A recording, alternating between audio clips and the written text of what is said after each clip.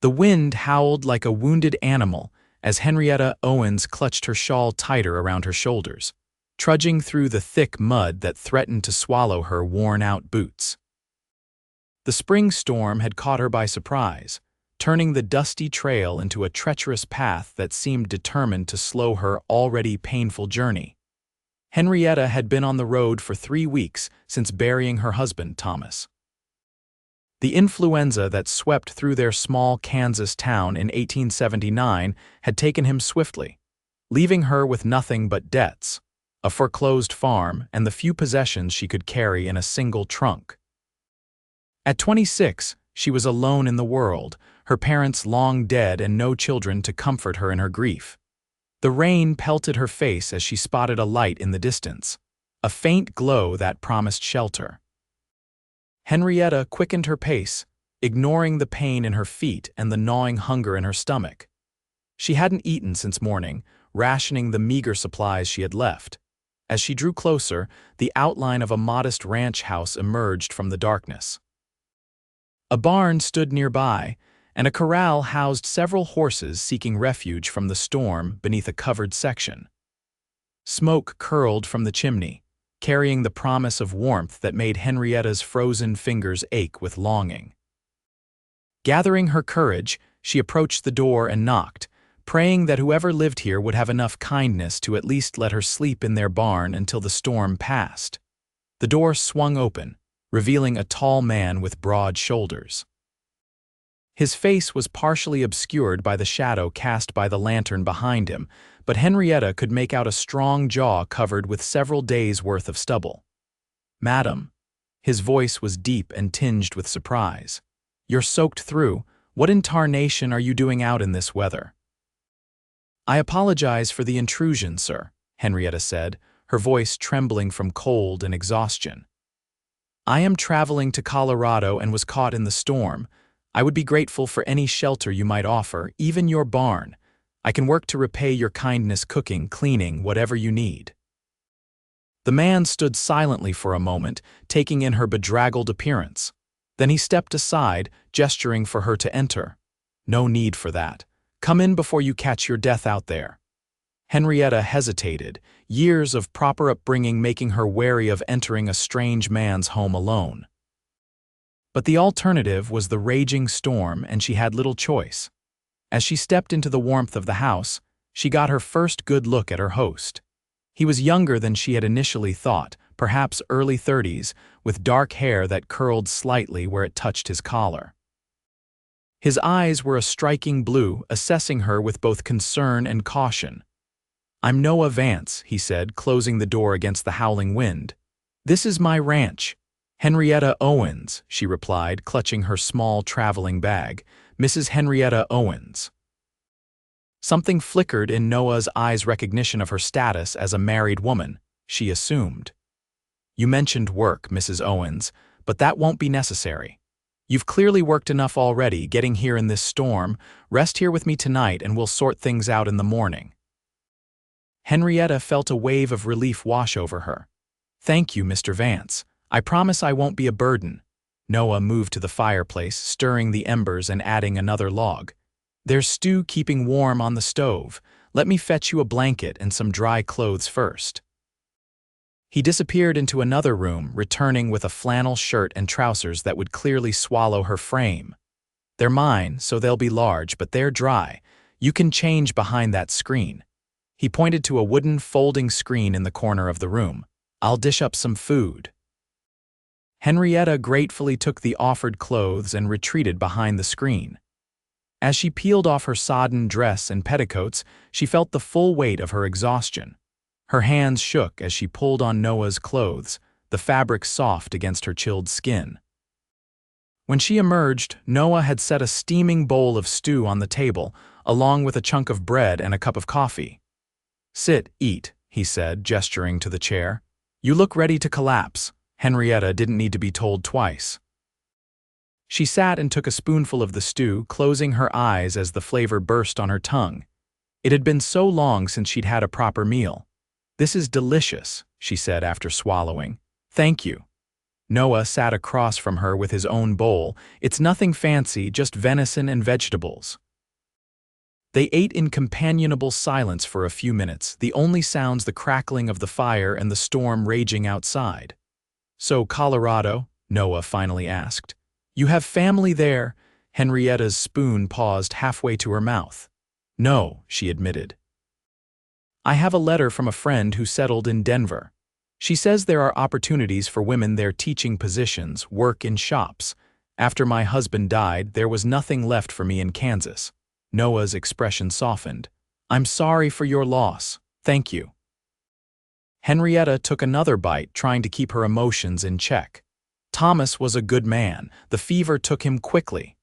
"The influenza that swept through last winter," Henrietta nodded. "It claimed many in our town." Noah stared into his stew. "It took my sister and her husband too. Left me with my nephew to raise." He gestured toward a closed door. "Little Samuel's sleeping in there. He's just turned 5. Henrietta felt a surge of compassion. "I'm sorry, it must be difficult raising a child alone." A rueful smile crossed Noah's face. "We manage. It's not easy running a ranch and caring for a boy, but we get by." After they finished eating, Noah showed Henrietta to a small bedroom. "This was my sister's sewing room. The cot's not much, but it's clean." "It's perfect," Henrietta assured him. "Thank you again for your kindness." "Get some rest, Mrs. Owens. We'll talk more in the morning." Sleep claimed Henrietta almost immediately, the exhaustion of weeks of travel pulling her under like a strong current. She woke to sunlight streaming through a small window and the smell of coffee brewing. For a moment she was disoriented, the unfamiliar room confusing her sleep-addled mind. Then the events of the previous night came rushing back. Henrietta quickly dressed in her own clothes, which Noah must have hung by the fire to dry overnight. They were still slightly damp but wearable. She smoothed her hair as best she could and pinned it up before venturing into the main room. Noah was at the stove, frying bacon. A small boy with dark curls sat at the table, his legs swinging as he watched her with curious eyes. "Good morning," Noah said, glancing over his shoulder.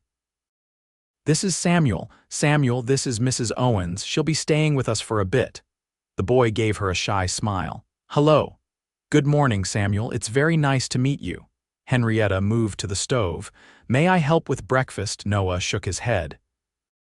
"I told you last night you've worked enough. Sit down and have some coffee." Henrietta reluctantly took a seat, unused to being idle when there was work to be done. "I can't impose on your hospitality without contributing, Mr. Vance." Noah transferred the bacon to a plate and cracked eggs into the hot fat.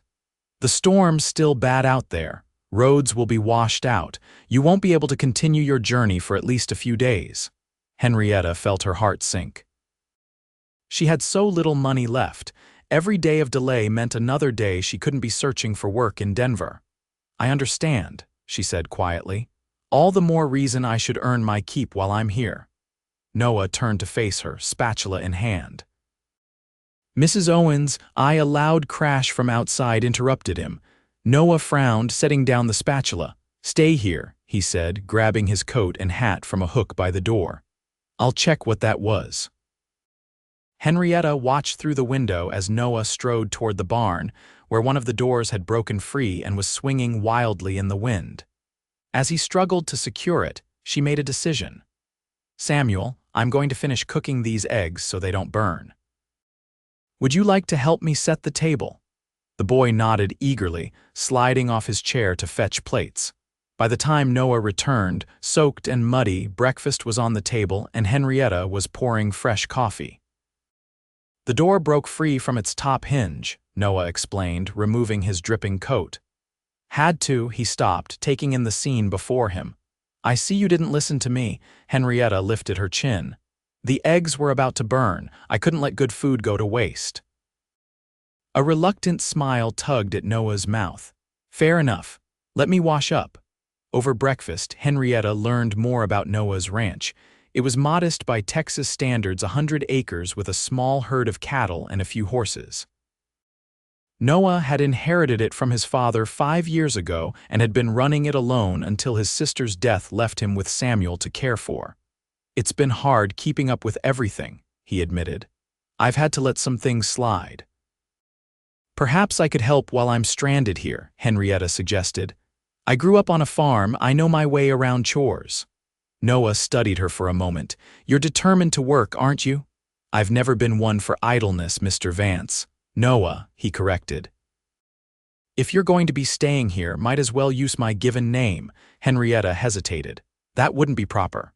"Mrs. Owens, we're in the middle of nowhere with a storm raging outside. I think we can set aside some proprieties." His eyes held a hint of amusement. "Very well, Noah. And you may call me Henrietta." Over the next few days, despite Noah's protests, Henrietta found ways to make herself useful. She mended clothes that had been piling up, reorganized the kitchen, and baked bread that filled the house with a mouth-watering aroma. Noah continued to insist she rest, but Henrietta found purpose in the work and a temporary respite from her grief. Samuel quickly became attached to her, following her around and asking endless questions about her life in Kansas. Henrietta found herself enjoying the boy's company, his innocent curiosity reminding her of the children she had once hoped to have with Thomas. On the fourth day, the rain finally stopped. Noah announced at breakfast that the roads should be passable by the following morning. "I can take you to the nearest town with the wagon," he offered. "You can catch the stagecoach to Denver from there." Henrietta felt an unexpected pang at the thought of leaving. "Thank you, that's very kind." That afternoon, while Samuel napped, Henrietta sat on the porch, darning one of Noah's socks. The air was fresh after the rain, and the ranch looked different in the sunlight, more vibrant and alive than it had appeared during the storm. Noah joined her, settling into a chair beside her. "You don't have to do that," he said, nodding at the sock in her hands. "I know, I want to." Henrietta concentrated on her stitches. "It gives me something to focus on." They sat in companionable silence for a while, the only sounds the distant lowing of cattle and birds singing in the trees. "What was he like?" Noah finally asked. "Your husband?" Henrietta's hands stilled. "Thomas was kind, hardworking, not a romantic man, but steady and reliable." She resumed her darning. "We had a good partnership." "Not love?" Noah asked softly. Henrietta considered the question. "It was a different kind of love. Not the passionate kind from novels, but a comfortable affection. We were content." She glanced at Noah. "What about you? Have you ever been married?" Noah shook his head. "Never found the right woman, or perhaps more accurately, never stopped long enough to look. The ranch keeps me busy." "And now Samuel." "Yes." Noah's gaze drifted to the distant fields. "He deserves better than a bachelor uncle who barely knows how to care for himself, let alone a child." "You're doing well with him," Henrietta assured him. "He's a happy boy. Thanks to you these past few days, he's taken to you something fierce." Henrietta felt a blush creep up her cheeks. "He's a delightful child. I've enjoyed his company." She hesitated, then added, "I've enjoyed being here, Noah, more than I expected." Their eyes met, and something unspoken passed between them, an acknowledgement of the ease they'd found in each other's company, the natural rhythm they'd fallen into around the house. Noah cleared his throat. "It's been good having you here too." That evening, after Samuel was tucked into bed, Noah brought out a bottle of whiskey and 2 glasses. "A toast," he said, pouring a small amount into each. "To new friends." Henrietta accepted the glass, though she rarely drank spirits. "To new friends," she echoed, taking a small sip. The whiskey burned pleasantly as it went down. "I've been thinking," Noah said, swirling the amber liquid in his glass. "You mentioned wanting to work to earn your keep." "Yes. Well, I could use some help around here, more permanent help." He kept his eyes on his glass. "The house needs a woman's touch, and Samuel needs. Well, he needs what you've been giving him these past few days." Henrietta's heart began to race. "What exactly are you suggesting, Noah?" He finally looked up, his blue eyes serious. "Stay, not as a servant or hired help, as my wife." Henrietta nearly dropped her glass. "Your wife, but we barely know each other."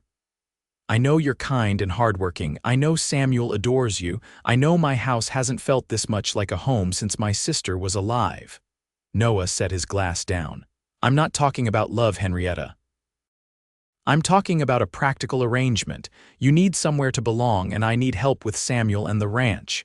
Henrietta felt oddly disappointed. A marriage of convenience. At first, yes, Noah's voice softened, but who knows what might grow with time. Henrietta stood and walked to the window, trying to gather her thoughts.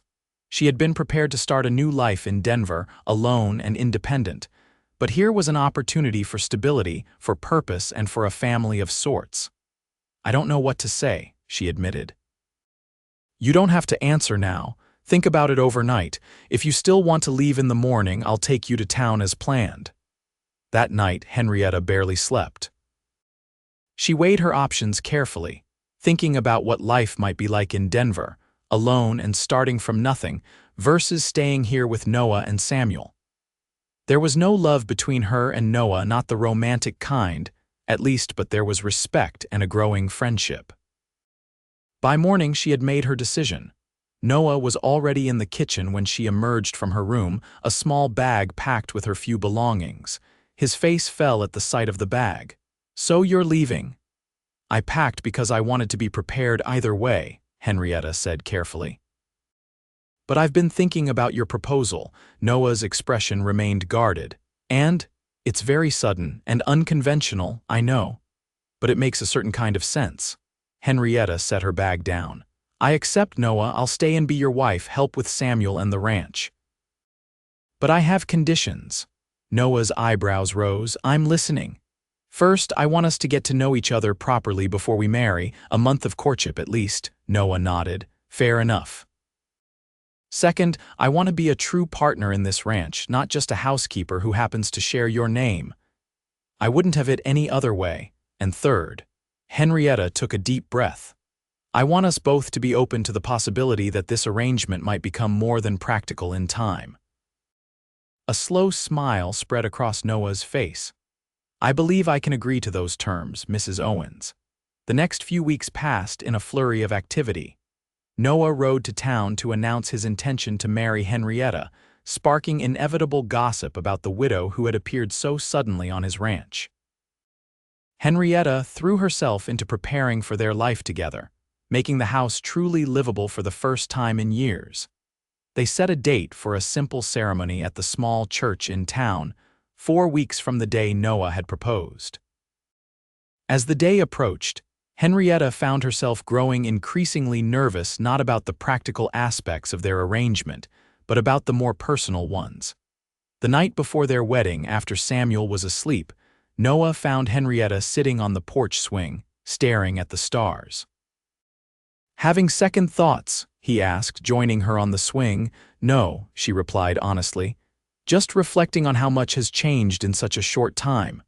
For the better, I hope." Henrietta nodded. "Definitely for the better." She hesitated, then added, "I've been happier here these past weeks than I've been in years." Noah's hand found hers on the swing between them. "Me too." His touch sent a warmth through her that had nothing to do with the mild spring evening. Henrietta realized with a start that her feelings for Noah had been evolving day by day, from appreciation to affection to something deeper that she wasn't quite ready to name. "Noah," she began, unsure of what she wanted to say. He turned to face her, his expression earnest in the moonlight.